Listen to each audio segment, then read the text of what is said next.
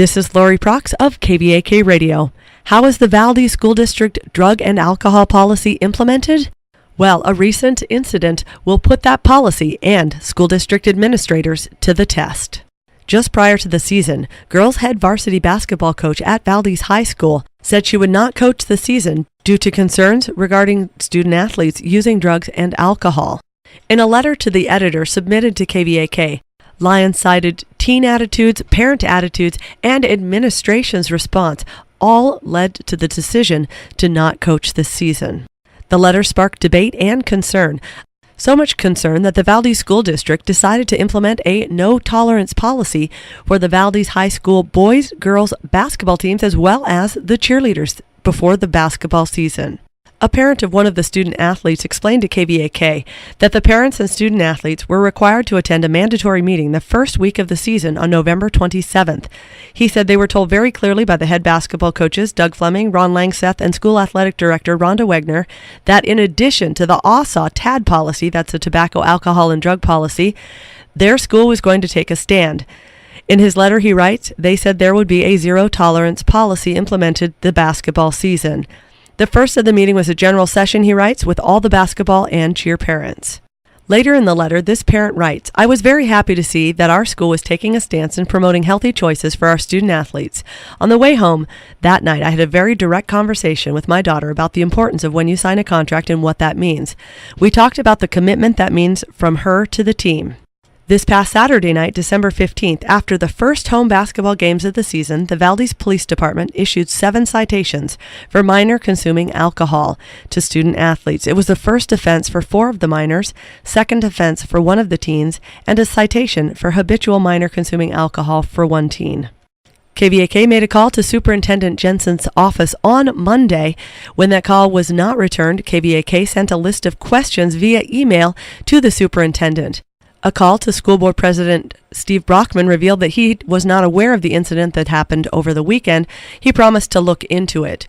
Wednesday afternoon, KVAK followed up once again with Superintendent Jensen, sending an email asking him to respond to the questions.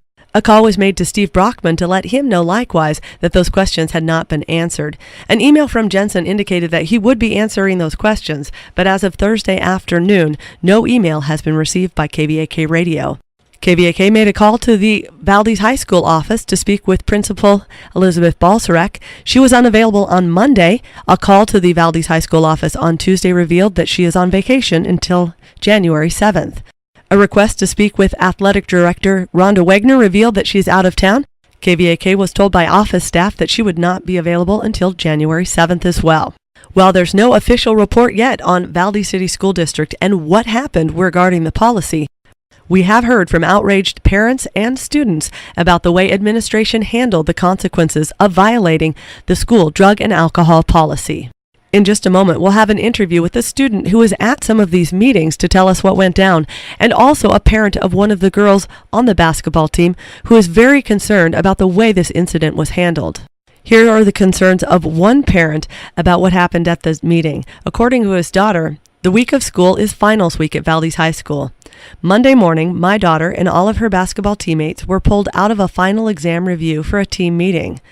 In that meeting, 2 of the 3 kids who were caught proceeded to apologize to the team for letting them down. They also explained that they knew the consequences of their actions, he writes, and that they were sorry for breaking the zero-tolerance policy. This parent writes, academics should be the focus of our high school. So as a parent, I was upset that this team meeting had to take place while school classes were in session. Then, as the students were dismissed from lunch, the VHS administration called all of the basketball and cheerleaders to the gym for another mandatory meeting. In this meeting, only Ron Langseth and VHS principal Dr. Elizabeth Balsarek were in attendance as adults. They told the 40-plus players, both JV and varsity, as well as the cheerleaders, that they have decided not to follow the zero-tolerance policy, and that they would be implementing the ASA TAD policy. Next, they told the players they needed to vote on this decision if they thought the varsity players should be allowed to return to the team. The kids were told to get out of the bleachers and come stand by their teammates if they felt that the lesser TAD policy should be used. Next, they were told if a player thought the violating player should not be allowed to come back to the team because of the zero-tolerance policy, they needed to remain seated in the bleachers.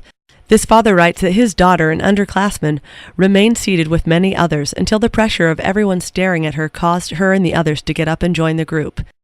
We have Travis McCain here in the studio. Travis is a 17-year-old senior at Valdez High School and has been on the basketball team for 4 years.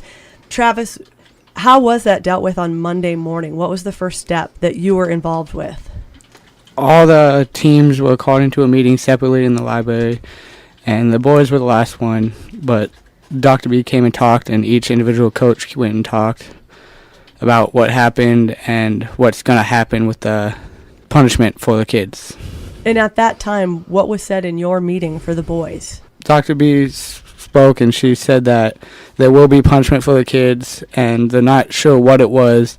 And then Langseth said that there would be punishment more than just ASA that was going to take effect. All right, we also have in the studio with us BJ Williams, and he is the parent of a 15-year-old girl who is on the basketball team and was involved in the girl side of the meetings. As a parent, what did you hear about that first meeting? After the first meeting, Sarah texted us and said that the punishment was going to be what the contract had stated, and that the girls were off the team. And the contract, by contract you mean?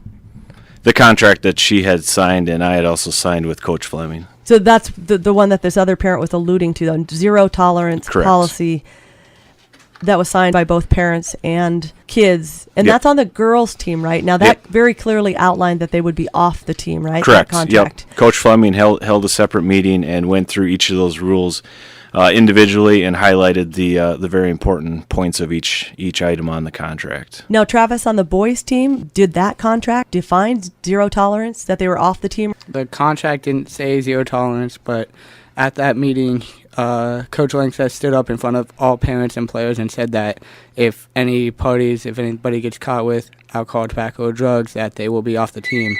What was the kids' response after that meeting? Did they think it was zero tolerance and they were off the team? Yeah, that's what most of the kids pretty much figured it was, because that's what he said was zero tolerance, and most kids take zero tolerance as you're done when it happens. Were the kids who were in trouble, were they okay with that? Yeah, everybody was okay with it, with that rule. Yeah, is that your understanding as well with the girls' side? My understanding was that the girls had everybody had accepted their punishment at that point, and that was the understanding moving forward. So now, sounds like a done deal, but apparently, now that, mind you, this is finals week at Valdez High School, and kids were called out of, I think, finals reviews to have this first meeting.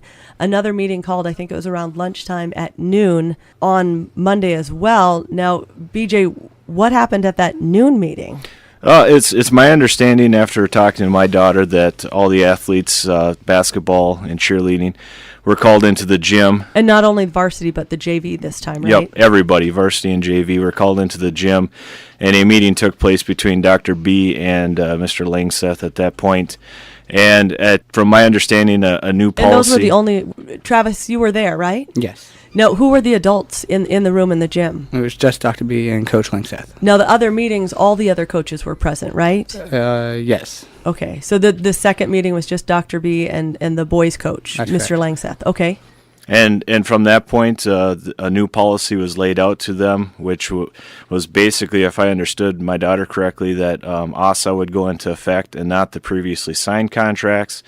And the reason given is because it wasn't laid out that way to all teams involved in winter sports. And so since that was the case, they wanted to switch the policy to ASA policy, which would allow everybody that was in violation back on the team, some of them as soon as Monday. Okay, and so the ASA policy, I mean, just to review, is about a 10-day calendar day suspension, but it can be reduced to 5 days for watching, I think, of some informational video or information. Yes. So the girls would miss the East tournament because that's only the girls playing. But in terms of the boys' punishment, not missing any games at all. That's correct. I understand that the kids were polled. At the noon meeting, it was policy that they were implementing that was a 10-day of no practice, 10-day of only watching practice, and then you have to have 10 practice days before you can play in your first game. At the meeting, Dr. B, in front of everybody, they implemented this, and she said there are two options. You can go with this option, which is the 10-day thing, or you can go with just off the team. And in front of everybody, she had all the kids stand up and go. So she presented this is the option. Did she say that that's the option that the coaches supported? She didn't. Yeah, she said the coaches, they all agreed on that. The coaches agreed on and supported the lesser option of just using the TAD policy. No, they used a 30-day policy, which was the 10 no practice, 10 practice, like that. And then she had all the students just stand up in front of everybody else. I think your daughter had explained to you how this poll went. Essentially, the kids were asked, if you agree with the new policy, stand behind me. If you don't agree with the new policy, stand over there. And so at that point, what is a typical kid at this point going to do? They're going to give in to peer pressure, and regardless of their opinion, they're going to go with their friends or the majority, or in this case, it was everybody. I know this one parent that had written the letter. The concern was you had, some JV kids that look up to these older kids, and there was a little bit of peer pressure to go stand with the older kids. Was there peer pressure involved, Travis? Yes, there was. I know for a fact that I didn't want to go stand up, and I know a couple other people that wouldn't have wanted to do it, but that peer pressure just gave in, and they all did. So why did you stand up, Travis? Why did you feel pressured to stand up? Because if I didn't stand up, I felt like everybody else would be sitting there yelling. Couldn't have done anything. Everybody would have ganged up on me and the other people that would have stayed down. Do you feel that was fair to do for the JV teams? Do you think that they had a right to vote, I guess, on this issue even? I think they do, but I think the voting shouldn't have been as public as it was. It should have been on a piece of paper which one you support, so nobody else knows what you voted for. And what is your opinion on that, BJ? I agree with Travis. I mean, we have the right to not publicize who we vote for in a presidential campaign, and then to do something of this nature where kids are involved and they see each other and everybody knows exactly who said what. And at this point, it puts too much pressure on the kids we're setting them up for failure at this point with that type of a system. Now, what was your daughter's reaction? That was a tough night for her when she came home, because there was lots of tears, as I'm sure there were in other households, of kids that were concerned that their voice was not heard at all, and they didn't even have an opportunity to voice their opinion. And it, if we want to be truthful about it, it was basically laying everything out on the table for everybody to see, and the decision was already made at that point. Did you have a clear and honest choice of picking one or the other without any influence, do you feel? I feel that no matter what the kids would have chose, they would have gone with one of them. But they just took the kids' opinion anyway. How do you feel about that, leaving it up to the kids to make a decision about policy? Well, I don't think that the kids should be making the policy. Number one, that's what we hire the coaches for. The coaches are there to make some decisions for their team, what they feel is best for their team, and they obviously already made those decisions at the beginning of the season. And number two, that's an administrator's job as well. They're there to create policy and enforce policy, not to throw it back onto the kids to have the decision to make. I mean, that's certainly not how I'm going to run my household, or I don't think too many other people would run that, go that way either. It's lack of accountability on the administrator's part, in my opinion, because you're taking that decision making, you've given it to the kids, and you're trying to hold them accountable for the decision you want to make, and that's not right. And have you expressed your displeasure? Yes, I have. I've put in some phone calls to the superintendent's office and have not received any phone calls back. I did send an email to the superintendent's office and have not gotten a response back, and that's been since Tuesday, so 2.5. Now, have you had any communication with coaches or athletic directors? Yes, Coach Fleming was gracious enough to meet with my wife and I last night and explained his side of the story. So just very happy that he took the time and was willing to explain to us what was going on, and that was great. Now, what kind of situation is he in? I mean, obviously some management decisions were made here. Who made those decisions, and is everyone clear on where we're going from here? No, it's my impression that we're not really clear. I think a lot of things are still up in the air, and I think a lot of pressure was put back onto the coaches after they had already made their policies, and then somebody else made a decision to go a different direction, and then they're expecting the coaches to enforce this, and it's making the coaches look like the bad guys. I know in this case, Mr. Fleming was not at that second meeting. Was he aware of that meeting? He wasn't aware of that meeting until after it happened. And then did he receive clear direction of where to go after that meeting from administration and who? I can't say that, I don't want to put words in Coach Fleming's mouth, but it's my understanding, I would say that no, Coach Fleming does not have clear direction at this point. So now the kids are in middle of the season. The high school principal is out until January 7th, as is the athletic director. That's why you're here, I guess. No one knows where to go with this next. Are there options? What are the options here? Well, as far as I know, we're going to follow OSSA policy till the next school board meeting, and then they're going to vote on the new policy that's been presented and go from there. So things are a little bit up in the air. There's somewhat of a direction, but not an extremely clear direction. I think that there's lots of wiggle room for lots of different things. Now, it sounds like the policy that was talked about at this noon meeting is somewhere in between. Where is that policy? Was that something that was written down and signed by parents and students, and can they do that retroactively? I have not seen a copy of that new policy anywhere, and in my opinion, I don't see how you can have one contract in place and void that contract and go to something else just because. Thank you very much for coming in, and hopefully we'll get some answers and share those with the public. Thank you for coming in and stating your opinion, and the door is certainly open for, I'd love to have Steve Brockman, I'd love to have Superintendent Jensen on the airwaves, interested in having them on, so that invitation is always open.